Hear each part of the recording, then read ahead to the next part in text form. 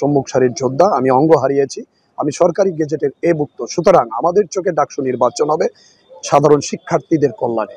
এক কথায় সাধারণ শিক্ষার্থীদের কল্যাণে হবে ডাকসু নির্বাচন, এবং যিনি প্রতিনিধিত্ব করবেন তার সমস্ত ধ্যান ধারণায় থাকবে শিক্ষার্থীদের মৌলিক চাহিদাগুলো পূরণ করার।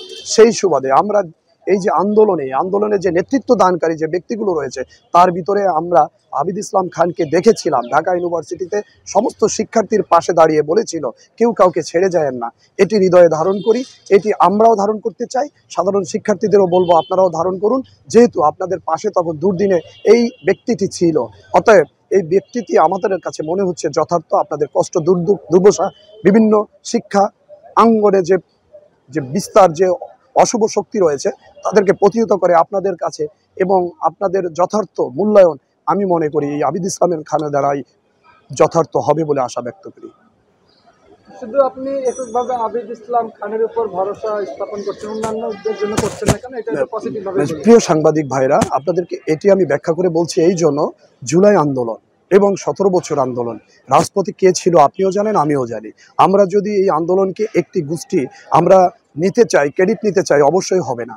17 বছর দীর্ঘ আন্দোলনের মধ্য দিয়ে এখন যে ডাকসু নির্বাচনের যে নির্বাচন, সেই নির্বাচনের আগে আপনার সংঘবদ্ধ করার জন্য আবিদ ইসলামের খানের ভূমিকা খুব গ্রহণযোগ্য এবং অপরিসীম, মানে যেটা ব্যাখ্যা করে করা যাবে না। আবিদ ইসলাম খান তো বলেছিল, আলোচিত, কেউ কাউকে ছেড়ে যায় না, আমরা সবাই ঐক্যবদ্ধ থাকি। সুতরাং সে দুর্দিনে ছাত্রছাত্রীদের পাশে ছিল।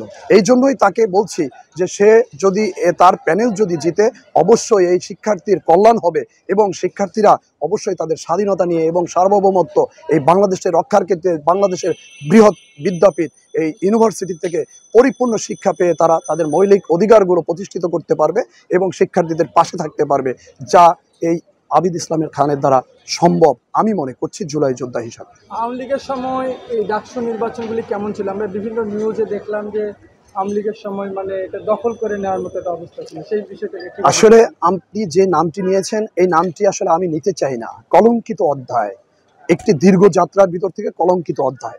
এই নামটি হচ্ছে বাংলাদেশের জনসাধারণের রক্তের সাথে এখনো রক্তের গন্ধ তাদের হাতে। সুতরাং এই নামটি নিয়ে আমি এই পবিত্র স্থানকে অপবিত্র করতে চাই না। আওয়ামী লীগ একটি নাম যেটি হচ্ছে মানুষের থুপ ফালানোর জায়গায়। সুতরাং এদের ব্যাপারে কোনো আলোচনা আমি করতে চাই না। এটি একটি ঘৃণিত জাতি। এটির থেকে যারা বেরিয়ে আসবেন তারা হচ্ছেন বাংলাদেশের মানুষের ভালোবাসা হৃদয়ে থাকবেন। সুতরাং এই আওয়ামী লীগ নামটি আসলে আমার দ্বারা নেওয়া সম্ভব না। আমি এটি ঘৃণার চোখে দেখতে চাই, তাদের হাতে শহীদের রক্তের গন্ধ।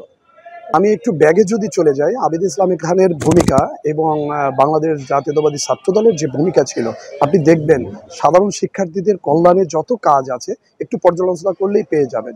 সুতরাং এই আবিদ ইসলাম খান কিছু নীতিমালা দিয়েছেন এবং কথা বলেছিলেন ছাত্রীদের জন্য কি করতে চায়, সম্পূর্ণ ব্যাখ্যা রয়েছে তার এই ভিতরে, নির্বাচনী যে প্রচারণা, সেই প্রচারণা ইশতেহারের ভিতরে। সুতরাং আমি আশা করি সাধারণ শিক্ষার্থীদের মৌলিক এবং তার মনের ভাষাটা এই হৃদয়ে ধারণ করে এই আবিদ ইসলাম খান।